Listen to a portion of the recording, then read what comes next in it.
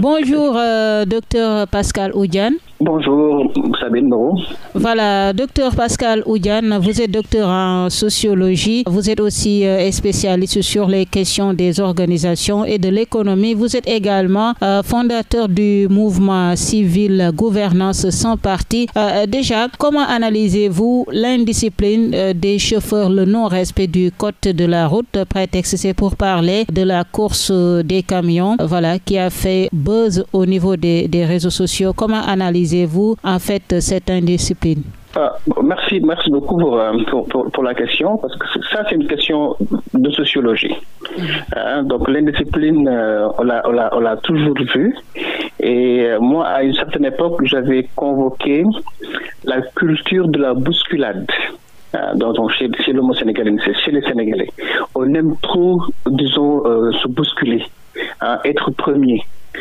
Donc, je sais pas, partout dans toutes les sphères de la société, les gens se bousculent. C'est pas forcément au niveau dans la rue avec les voitures, même dans les cérémonies qu'on veut faire là, que même dans une boutique on vient acheter, d'autres personnes peuvent venir et ne pas respecter les rangs.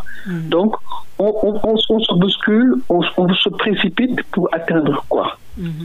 Donc là, après, on se pose des questions. Aujourd'hui, on voit les phénomènes, disons, s'accumuler sur l'espace public avec, disons, les automobilistes, et après, ça crée des accidents. Et là, on a du mal à comprendre comment ces gens ont fait pour obtenir leur permis de conduire. Et alors, donc là, il nous faut donc interroger toute la chaîne de production, voyez-vous, donc ceux qui produisent le permis de conduire, et ceux qui demandent aussi les permis de conduire, et également aussi, en fait, la culture en général de tous ces gens-là.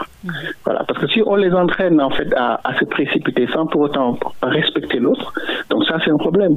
Ailleurs, on peut se précipiter parce qu'on se dit il faut faire un travail vite et bien fait en Occident, c'est vrai. Donc, il faut travailler au temps. Le temps est important, le temps est linéaire, c'est-à-dire que ce que tu fais pas tout de suite là, tu vas jamais le faire plus tard. C'est comme ça que l'occidental, disons, appréhende le temps. Et c'est très bien, parce que c'est ça qui nous amène dans la modernité. Maintenant, nous qui sommes dans des pays paracapitalistes, c'est-à-dire nous ne sommes pas des pays capitalistes, pas des pays modernes, nous sommes en voie depuis des années. On n'arrive pas à y entrer parce qu'il y a nos traditions qui nous tirent vers le bas. Donc, on doit pouvoir interroger nos traditions pour voir le rapport que nos traditions ont avec le temps. Alors, dans nos traditions, on nous dit que le temps là-bas n'est pas linéaire, le temps est cyclique. Donc, on n'a pas besoin de se précipiter. Voyez-vous, donc, on fasse les choses étape par étape, âge par âge. Alors, si on doit pouvoir sensibiliser ces gens-là, revoir toute la culture, toutes les valeurs qui tournent autour des gens qui demandent des permis de conduire, ceux qui donnent des permis de conduire, des gens qui organisent les foules pour, disons, les queues au niveau des banques, au niveau des boutiques et tout ça, qu'on puisse les sensibiliser. Donc, on aura au moins un contenu avec lequel on pourra leur parler. Et je crois que toutes les instances d'orientation doivent pouvoir être impliquées, que ce soit les enseignants, que ce soit les religieux, que ce soit en fait les pouvoirs publics, que ce soit en fait les médias. Mais si on reste là à constater le phénomène et qu'on ne fasse rien, rien ne va changer. Voilà, une autre question, docteur, c'est par rapport au déguerpissement polémique, exemple du stade Léopold Sédar Senghor. Comment analysez-vous aussi ce phénomène? L'État qui a du mal à s'imposer par rapport à l'occupation anarchique des espaces publics à Dakar surtout. Oui, donc maintenant vous posez une question organisationnelle. La première question était sociologique. Là, c'est une question d'organisation. Mais on nous dit souvent, lorsqu'on s'organise, il faut d'abord ouvrir des perspectives, prévoir. Organiser, c'est prévoir. Organiser, c'est vrai, c'est avoir des objectifs, c'est avoir des moyens pour atteindre les objectifs, c'est-à-dire toutes les ressources financières, ressources informationnelles, ressources logistiques et ressources humaines, les 4 types organisationnels. Donc, si tu as ces informations-là, ces ressources-là, là, après, tu pourras au moins atteindre tes objectifs. Mais attention maintenant, les objectifs, pour les atteindre, il ne faut pas, en fait, déjà, disons, écraser l'être humain.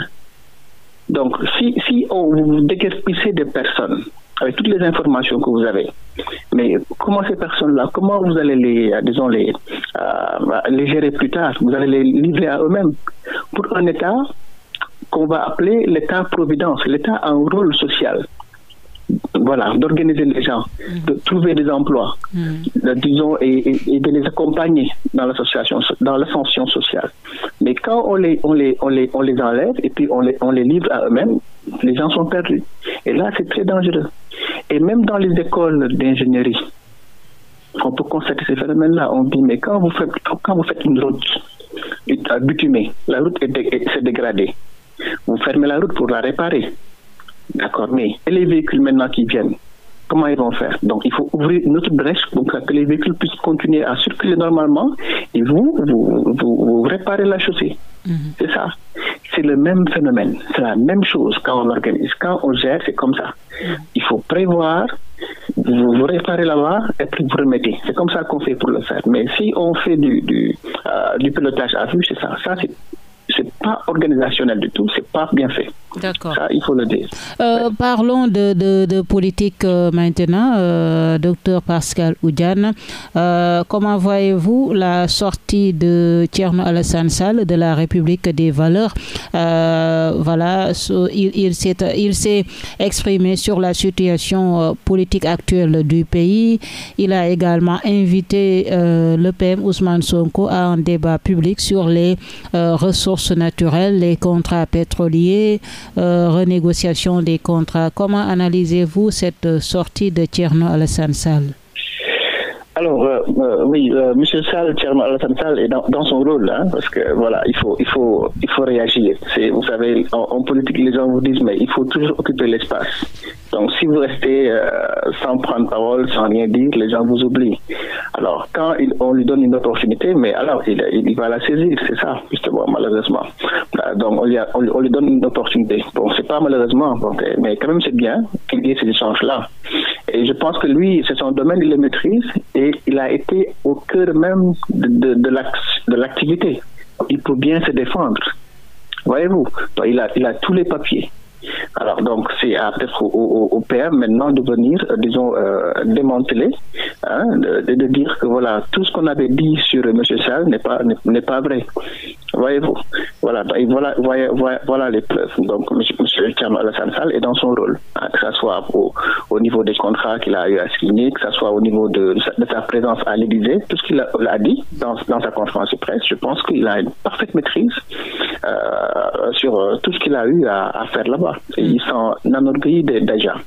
Donc moi je pense que c'est un rapport de force, peut-être qui est en train de se dessiner, mais quand même on va avoir une lecture plus claire à l'avenir. Mais je pense qu'au Sénégal, on doit pouvoir maintenant privilégier des débats entre personnalités, des débats sains.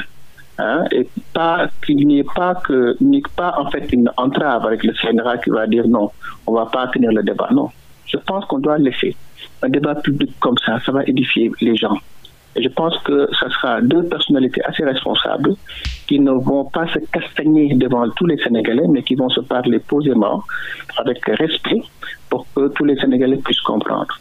Et je pense que c'est ça qu'il va falloir faire. Et je suis pour ce débat-là. Ce débat. Alioune Tine, le président d'Afrikajom Center, prône un dialogue entre le président Bassirou Diomaye Diakhar Faye et le président Macky Sall. Votre avis par rapport à cet appel d'Alioune Tine? Je suis pour, parce que déjà, moi, en tant que politique, c'est vrai que moi, je me réclame de la société civile. Oui. Et lorsqu'on est civil, on a une approche fédératrice. Il faut toujours, en fait, appeler tout le monde autour d'une table pour au moins avoir, disons, une cohésion nationale. Mais si on persiste dans la déchirure, parce que les partis politiques n'ont qu'une vue, c'est le pouvoir, et les partis, c'est du partisan. Voilà, donc ce qui veut dire que le pays va se déchirer davantage.